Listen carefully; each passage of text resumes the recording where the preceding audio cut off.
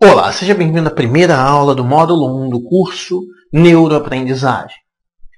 Nessa aula nós vamos falar sobre os dois maiores inimigos da aprendizagem. Duas coisas que nós naturalmente fazemos, eu fiz muito tempo da minha vida, me atrapalhou muito, e que você pode estar fazendo e que prejudicam demasiadamente o processo de aprendizagem. Então, vamos falar primeiro, entender o processo de aprendizagem, primeiro de uma forma superficial. Nós vamos passar por isso mais detalhadamente, mais adiante no curso, mas nesse momento vamos dar uma olhada no processo de aprendizagem. De um ponto de vista bem superficial, ele inicia adquirindo informação. Como você adquire informação? Através dos sentidos, através dos seus 5 sentidos. Então, através das coisas que você vê, das coisas que você ouve, das coisas que você sente, as sensações também te ajudam a aprender, nós vamos falar sobre isso mais adiante. Através das coisas que você saboreia, sabores também ensinam coisas para a gente. Eu vou te ensinar a fazer associações com sabores e também através de cheiro. Tá? A respeito de cheiro, eu tenho uma história fantástica para contar. Eu tive um professor na faculdade que tinha um odor péssimo, ele dava muitas aulas, era um cara que fazia muito sacrifício. Nessa época eu estudava à noite e ele já estava o dia inteiro dando aula, e ele não tinha tempo de tomar banho e suava muito, então ele chegava muito fedorento na sala de aula. Era uma excelente pessoa, era um grande professor, mas ele era muito fedorento, ele fedia, ele tinha aquele cheiro terrível. E a gente sentia, mesmo quando se sentava mais lá atrás, na sala de aula, você sentia o cheiro dele, coitado, a gente tinha até uma pena dele. E, bem, esse tema, essa aula, essa matéria que ele ensinava, toda vez que eu novamente vou estudar ou tenho que fazer algum trabalho em cima daquilo, e aquele cheiro meio que vem na minha memória, eu lembro daquele cheiro. E uma coisa interessante que acontece, o contrário também acontece. Né? Numa situação, numa obra social com a qual eu trabalho, um dia desses eu cheguei lá e tinha uma pessoa com esse mesmo cheiro, impressionante, eu senti aquele cheiro e aquela matéria veio à minha mente, aquele professor, aquelas situações, até as provas que eu fiz. Então, a associação com odores é muito forte e muito pouca gente usa isso como sistema de estudo.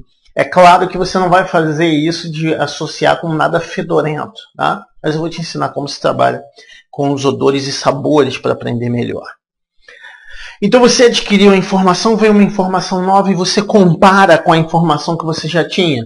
Então, conforme eu te contei essa história sobre o meu professor fedorento, você imaginou a situação. Talvez você tenha tido um professor fedorento, talvez você tenha convivido com alguém que não era muito aciado e que tinha um mau cheiro. Você foi criando aquela situação na sua mente, imaginando a situação.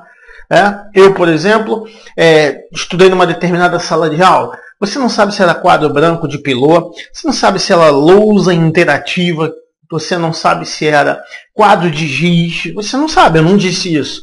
Mas quando eu te falei sobre aquela aula que eu assisti, provavelmente você imaginou alguma sala de aula com giz, com lousa branca, com flip chart, não sei, com projetor. Eu não sei que tipo de aula você imaginou, mas essa aula que você imaginou, uma vez que eu não dei informações a respeito do ambiente e você imaginou isso na sua mente, essa informação já existia na sua mente. Essa era uma informação anterior. Então, toda vez que você recebe uma informação nova, você vai aprender, você automaticamente começa a comparar com a informação prévia. E aí você então busca compreensão. Esse processo de comparar a nova informação, relacionar com a informação anterior, gera uma compreensão, ou não, ou uma dúvida. Esse cara deu exemplos que eu não entendo. Se eu vou num ambiente, por exemplo, em que, imagina que eu estivesse falando para pessoas que trabalham com informática, que trabalham com TI, então elas sabem tudo sobre computadores, sobre programação. Qualquer exemplo que eu der falando de aplicativos, de programas de computador, de sistemas operacionais, qualquer exemplo nesse sentido, essas pessoas vão entender porque elas têm muita informação prévia a respeito disso. Mas, se eu for falar para um grupo de fazendeiros que nem tem computador, nem sabe o que é, por exemplo, e eu começar a dar exemplo de aplicativos e programas de computador e periféricos, eles não vão entender nada, porque é uma informação prévia que eles não têm. Então, às vezes você está tendo aula com um professor e ele começa a dar uns exemplos que você não entende bem. Pode ser que você não tenha as mesmas referências, pode ser que ele não esteja sabendo adequar a linguagem para que você tenha uma informação prévia para comparar. Entenda, se você vai estudar um assunto e sobre esse assunto você não sabe nada, isso significa que você não tem informação prévia. Isso significa, portanto, que você precisa começar com uma informação bem básica, bem pequenininha, bem fundamental. Você precisa começar lá nos princípios básicos daquele tema. E aí, conforme você vai aprendendo aqueles princípios básicos, você vai adquirindo um pouco mais de informação prévia. E quanto mais informação você já tem sobre um determinado assunto, maior a sua capacidade de compreender aquele mesmo assunto. Porque você tem mais informação prévia para comparar. Isso leva à compreensão. Uma vez que você compreende aquilo que eu estou falando, você vai julgar na sua mente. Você vai fazer um julgamento. E esse julgamento vai levar você a dizer concordo, discordo. Vai levar você a dizer assim, não, mas isso acontece em todos os casos ou acontece mais na situação em que a pessoa é assim, ou acontece mais com mulheres ou com homens, ou acontece... Você vai começar a julgar aquela informação. Você vai começar a avaliar aquela informação. E, finalmente, depois de alguns processos que a gente vai falar mais adiante, então você retém ou não retém essa informação. Você retém ou não retém. Vai depender de todas essas etapas. Então, lembra, o lema do curso é aprender, reter e nunca mais esquecer. Então, nós temos o objetivo de reter. Isso significa que nós temos que passar por essas 5 etapas. Isso significa que a gente tem que tê-las funcionando direitinho. Funcionando direitinho, correto? Pensando nisso, então, existe um limite para o conhecimento. É impossível saber tudo sobre um determinado assunto, ou tudo sobre tudo é óbvio, mas é impossível saber tudo sobre um determinado assunto. Por que é impossível? O nosso cérebro, por si só, ele funciona, ele foi desenhado, ou ele evoluiu, como você preferir, para escolher quais informações são importantes e ficar somente com as informações importantes, ao invés de reter todas as informações que aparecem. Então, isso aparece desde o primeiro instante no funcionamento do seu cérebro, quando você começa a receber a informação. Existe uma estrutura no seu sistema nervoso, que é o sistema reticular, cuja única função é selecionar quais informações são relevantes e são importantes e quais informações devem ser descartadas. Então, há coisas que você olha para um lugar e simplesmente não vê. É claro que perceber alguma coisa depende da sua mente estar preparada, ou depende de você ter informação prévia, conforme a gente viu no slide anterior. Mas a própria natureza da obtenção da informação tem um limite. Tem um limite. O cérebro vai reter somente aquilo que for importante. Então, veja, existe um limite na entrada da informação. Depois existe um limite quando você compara com a informação prévia, que é dado pela própria informação prévia que você tem. Então, vamos supor, uma nova informação sobre um determinado tema. E esse é um tema que você não sabe muitas coisas. Então, essa nova informação que entrou, ela já entrou ilimitada. Você já consegue captar só uma parte dela. E aí, quando ela entra, você não tem muita informação prévia para comparar, então ela fica um pouco solta. Isso faz com que a sua compreensão não seja tão completa. E talvez isso leve você a julgar, por exemplo, que esse assunto é muito difícil para mim. Esse tema não me interessa, eu não gosto desse assunto. E aí, uma vez que você fez esse julgamento, você fecha os seus canais. Você dá uma informação para o seu cérebro de que aquele assunto não é importante.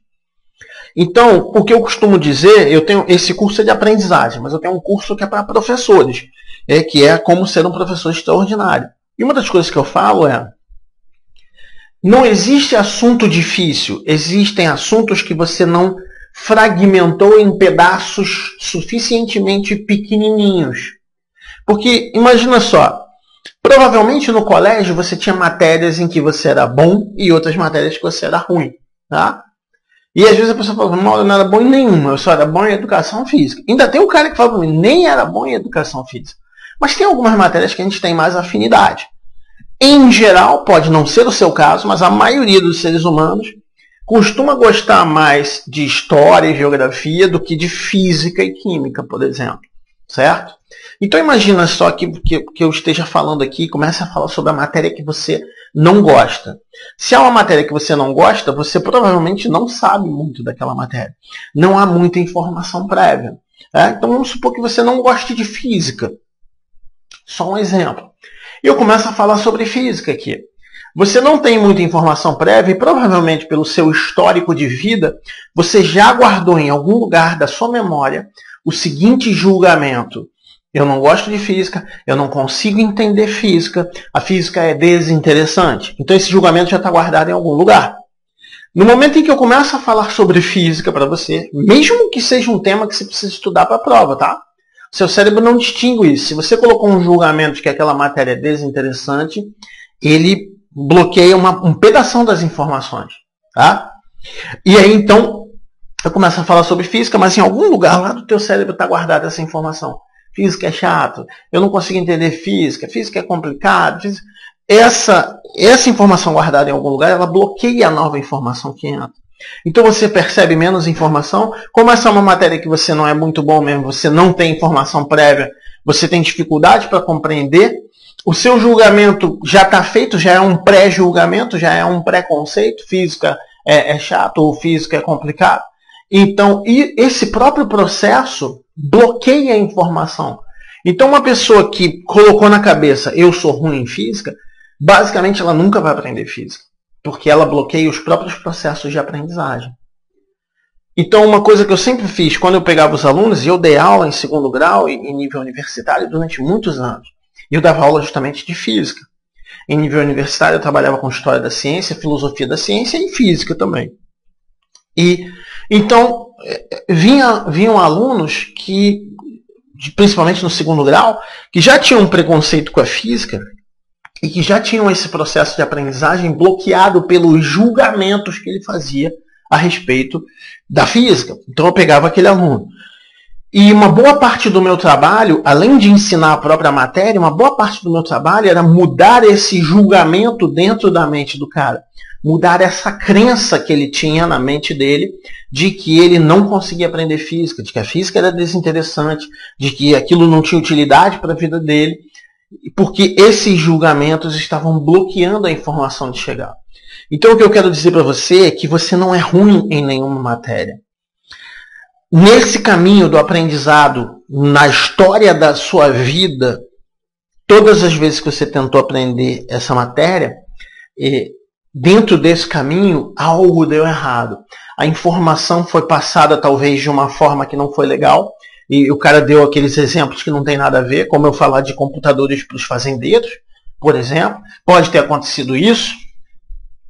Pode ter acontecido de você não ter tido uma base anterior, e aí quando chegou naquela matéria, você já não sabia nada daquele assunto, e aí o cara partiu para um assunto mais complexo, você não tinha informação prévia para comparar.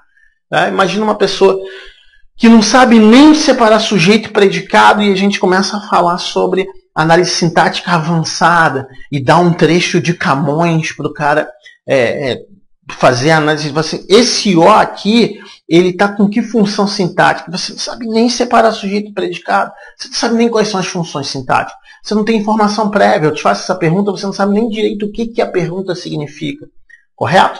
Então, tudo isso acontece porque o cérebro retém somente aquilo que é importante. Ele seleciona o que é importante. Então entenda bem, essa seleção do que é importante a gente não decide conscientemente. Isso meio que está decidido inconscientemente. Pelas suas crenças, pelos seus valores, pelos seus julgamentos antigos a respeito daquele assunto. E isso funciona mais ou menos como um trauma. Então entenda, se você odeia matemática, por exemplo, mas você vai fazer um concurso em que você tem que fazer uma prova de contabilidade, ou você tem que fazer uma prova de lógica matemática, que é muito comum em concursos públicos, não importa, você sabe conscientemente que é importante para você estudar contabilidade, que é importante para você estudar lógica matemática. Mas o seu cérebro, os traumas dele, os julgamentos antigos, as crenças dele, dizem que você não consegue aprender matemática. Dizem que você não tem interesse nesse tipo de assunto. Então, isso bloqueia o processo de aprendizagem. Então, por mais que você diga, não, eu quero, eu estou focado, eu estou determinado, eu sei que isso é importante, em um nível inconsciente, em um nível automático, o seu cérebro bloqueia aquela informação. Então, eu poderia... Por que as técnicas de memorização estão lá no último módulo do curso? Porque não adianta eu te ensinar um monte de técnicas de memorização se você estiver cheio de bloqueio para aprender. Se tiver um monte de bloqueio aí para você aprender, você vai usar essas técnicas de memorização e o próprio cérebro depois, enquanto você estiver dormindo, ele vai descartar a informação. Ele faz isso às vezes enquanto você está dormindo. É bem interessante isso. Então, é importante você entender o funcionamento do processo. 98% do conhecimento que você adquire se perde em um ano. 98%. Mauro, como isso é possível? Eu conheço pessoas que sabem tanto sobre determinados temas. Sim, elas sabem. Mas aquilo é 2% do que elas estudaram, leram ou obtiveram de informação. 2%. Por ano. Pensa nisso. Não é muito pouquinho? É muito pouquinho. Mas, pensa num PhD em linguística, pensa num especialista em engenharia naval, pensa num especialista em direito constitucional. Esse cara sabe muito sobre aquilo. Isso significa que, de alguma forma, o cérebro dele, na hora de selecionar as informações que vai manter, na hora de selecionar os 2% que ele vai reter, escolheu as informações importantes sobre engenharia naval, sobre direito constitucional, sobre seja lá qual for a expertise dele. Não tem assuntos que você sabe bem? Tem assuntos que você sabe bem. Eu tenho amigas e conhecidas mulheres que sabem coisas fantásticas sobre sapatos, sobre roupas, sobre maquiagem, que eu não tenho a menor ideia. Eu não tenho informação prévia. Quando elas começam a comentar, falar entre elas sobre assunto de maquiagem, de sapato, disso, daquilo, eu nem entendo o que elas estão falando porque eu não tenho informação prévia. E de alguma forma, em alguma parte do meu cérebro, aquilo é desinteressante para mim. E como eu não vou fazer nenhum concurso que eu tenha que saber sobre sapato, e realmente não é relevante para a minha vida nesse momento, então também não estou muito preocupado em estudar sapatos e maquiagem. Não é a minha vibe nesse momento, certo? Então eu tenho muito pouco conhecimento. Mas essas mulheres, de uma forma natural, elas sabem tudo sobre maquiagem. E eu conheço mulheres que sabem coisas fantásticas sobre maquiagem. Sabe aquelas coisas que a gente vê na internet, antes e depois, e parece que a pessoa fez uma plástica e mudou de rosto, mas é só maquiagem? E eu conheço, então, pessoas, a minha irmã sabe de maquiagem nesse nível. É incrível. Então, de alguma forma, dentro do cérebro dela, os 2% que ela retém incluem muita informação sobre maquiagem. No caso dela, incluem muita informação sobre culinária. Ela sabe fazer comidas fantásticas. Minha irmã tem uma característica. Você leva ela num restaurante, pede um prato qualquer, ela come aquele prato e ela vai intuindo e ela descobre como aquilo foi feito. É uma habilidade fantástica. Como que ela desenvolveu essa habilidade? É incrível, as pessoas ficam maravilhadas. Às vezes ela fala, não, isso aí faz assim, assim. Depois ela faz em casa e é igualzinho. Foi assim com a costela do Outback, logo que apareceu o Outback no Brasil, e ela foi, não sei o que, vou fazer uma costela igual, ela fez igual, a cebola fez igual, e tudo, e vai no outro restaurante, e leva, vamos comer um prato diferente, um prato exótico, e ela descobre como faz. É uma característica que ela desenvolveu.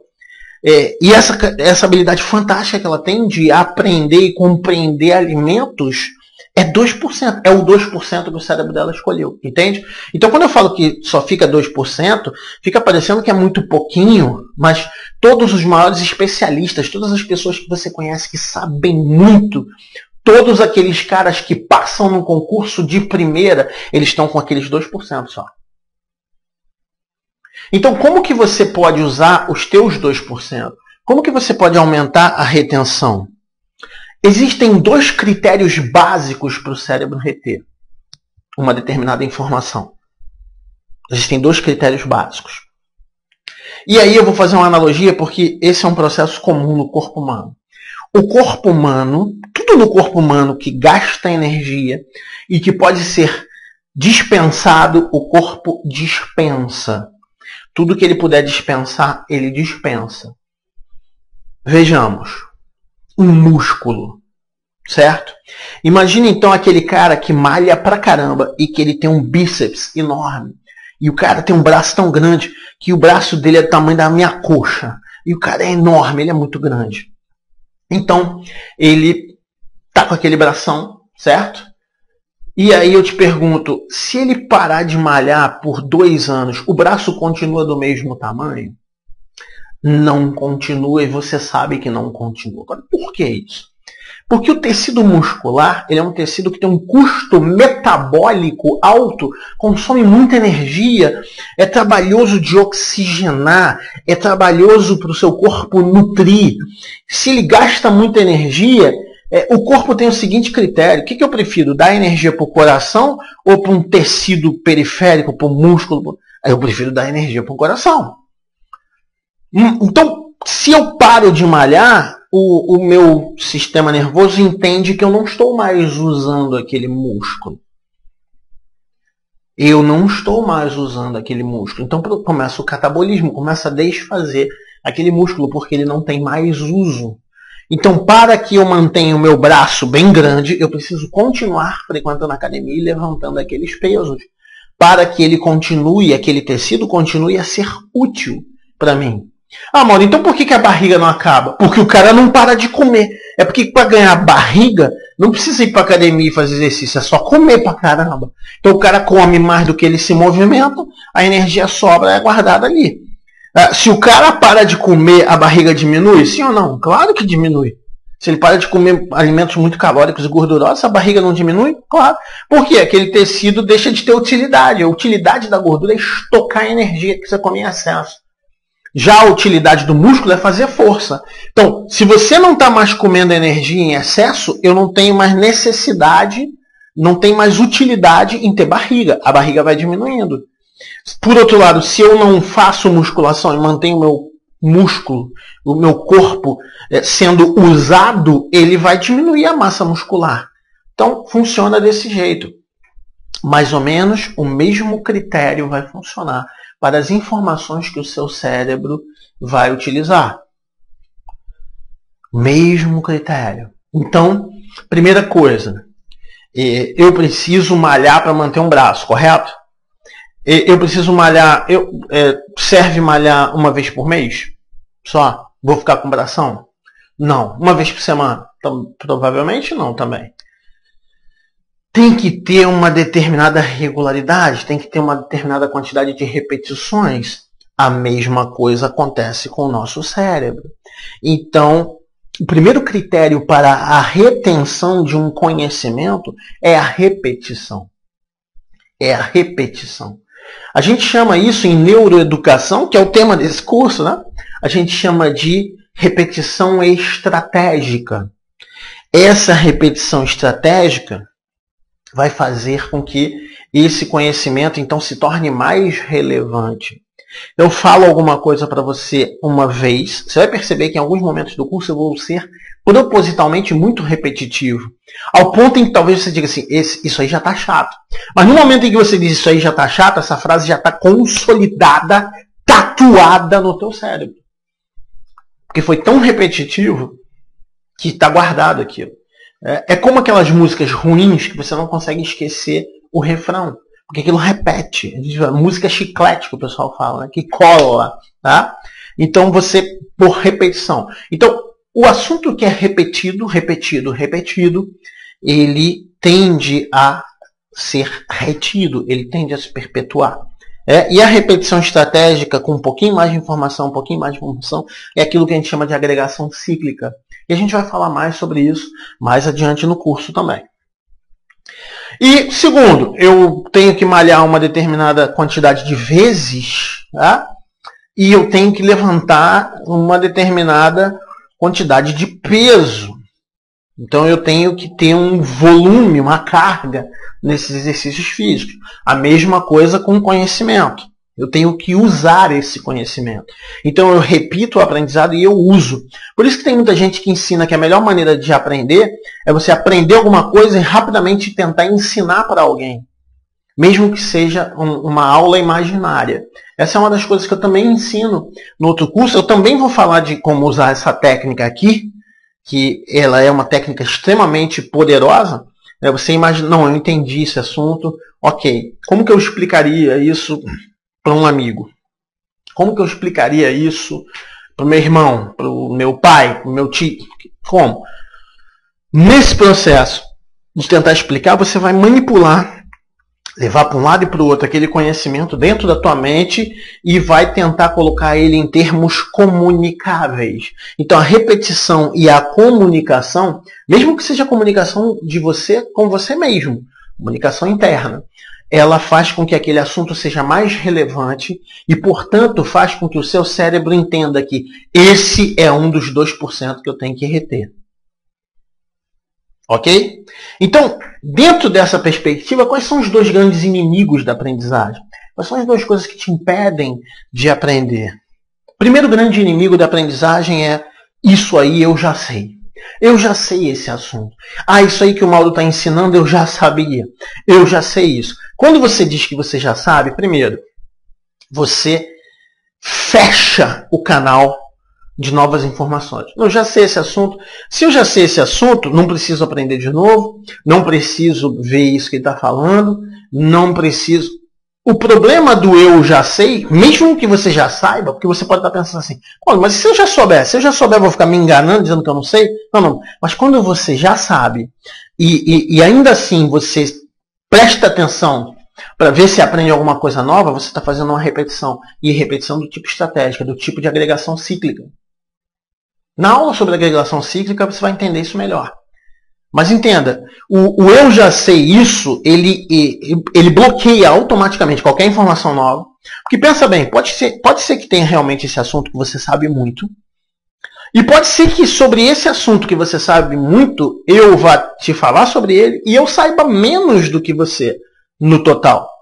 Mas, de repente, no meio da informação que eu tenho, tem um detalhezinho, uma coisinha que você, mesmo sendo um especialista, não sabe. E aí, então, você pode perder essa nova informação. Além de perder uma grande chance de repetir aquilo.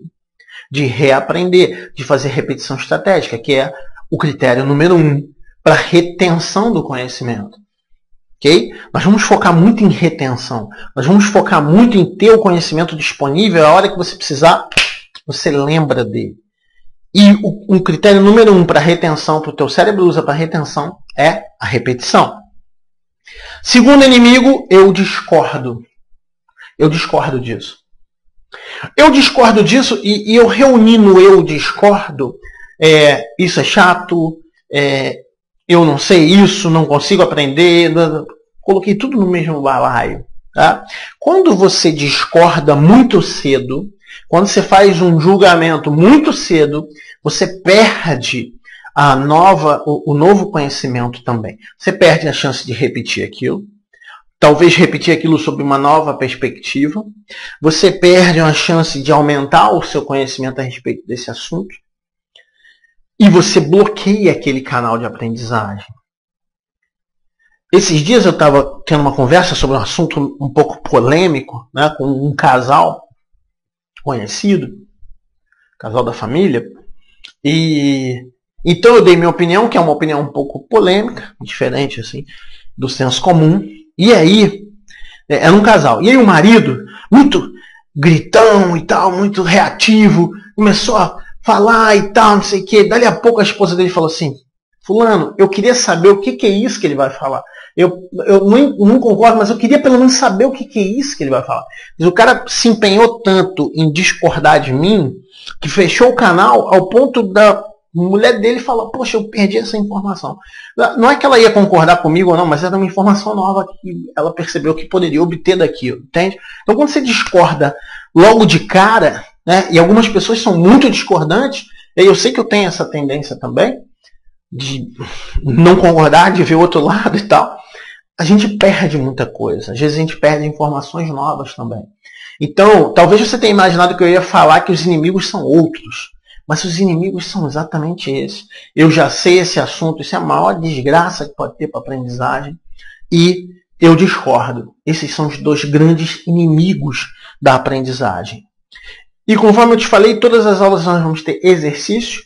E nessa aula eu quero que você primeiro defina aqui quais são os conhecimentos, quais são as matérias, quais são os assuntos realmente importantes para você aprender. Não dá para saber tudo, não dá para saber todos os assuntos, quais são aqueles que são realmente importantes. Então, isso pode variar de acordo com o seu momento. Mauro, eu vou fazer a prova da OAB. Todos os assuntos que estão nessa prova, nesse instante, nessa fase da minha vida, eles são realmente importantes. Pode ser que depois que passe a prova e eu seja aprovado, eu já não queira mais nem ouvir falar disso. Mas, até a prova, esses são os assuntos mais importantes da minha vida. Mauro, eu estou fazendo o Enem, vou fazer vestibular. Esses assuntos são os mais importantes da minha vida. Ou talvez você, não, Mauro, eu sou um médico e eu estou querendo ser um profissional cada vez melhor nessa área, então esses são os assuntos. Talvez você esteja aqui, não tenha nenhum concurso em vista ou nada assim, mas você tenha toda uma gama de assuntos que você poderia estudar e se dedicar e dar uma ordem para o teu cérebro de reter, de fazer aqueles 2%, tá? E você agora precisa decidir quais são os conhecimentos que nesse instante, nessa fase da tua vida, são realmente importantes para você aprender. Há temas, há assuntos, há matérias que serão importantes por toda a nossa vida. Fato. Porém, há também aqueles que são importantes agora. Quais são eles?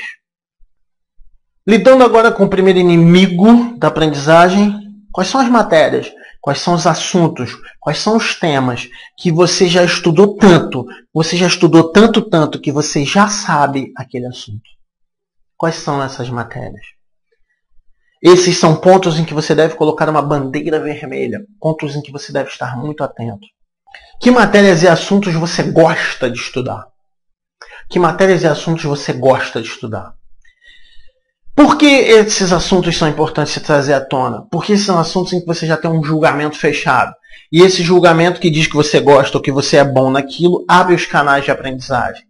Por que é importante saber isso? Porque nós vamos avaliar nessas matérias, nesses assuntos que você é bom, a gente vai avaliar como funciona o teu processo de aprendizagem, o teu processo cognitivo de aprendizagem e como ele funciona bem. Porque talvez você tenha a ideia de que você tem dificuldade para aprender, de que você não é muito inteligente. Talvez você tenha essa ideia. E talvez você tenha essa ideia só em relação a algumas matérias. Então tem pessoas que falam, não, eu sou um cara inteligente, mas eu sou meio burrinho em física. Mas eu sou meio burrinho em sociologia. Mas eu sou meio... Às vezes a pessoa fala isso, ou ela tem essa ideia. E eu quero que você entenda que o processo cognitivo que você tem para aprender as matérias que você é bom é o mesmo que você pode aplicar nas matérias que você é ruim. É uma questão apenas da gente trabalhar com esse julgamento. Então vamos pegar as matérias que você gosta de estudar e que você é bom nessas matérias e para que você entenda que você pode aplicar esse mesmo processo interno, que é intuitivo, mas que eu vou te ensinar quais são as etapas dele direitinho, nas outras matérias que você não gosta. Né? Quais são as matérias e assuntos que você não gosta, que você entra num estado de discordância, que você entra num estado de não concordo com isso, não quero isso para mim, não. É importante trazer à tona isso, é importante compreender isso. E o que eu quero que você faça é que você volte naquelas etapas da aprendizagem, né? E entenda o que dá certo ali. O que dá certo ali. Tá? Então, vamos supor que você gosta de literatura, por exemplo. Tá? Então, adquirir o conhecimento, comparar com a informação prévia, compreender, fazer um julgamento, reter.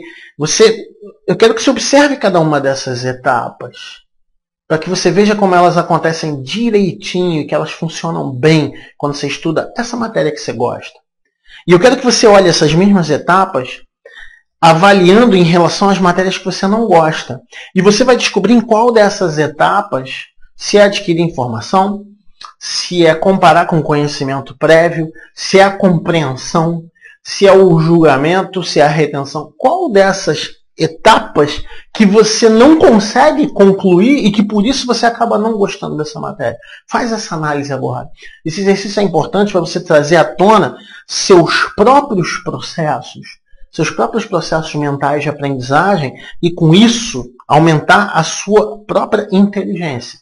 A definição de inteligência que eu mais uso é: inteligência é a capacidade de fazer distinções, de perceber diferenças, de classificar coisas. E no momento em que você olha para as matérias que você é bom, que você sabe bem e avalia como funcionam essas etapas, e você olha também para as matérias em que você é ruim e você avalia essas mesmas etapas, você está adquirindo mais inteligência. E inteligência a respeito da sua inteligência.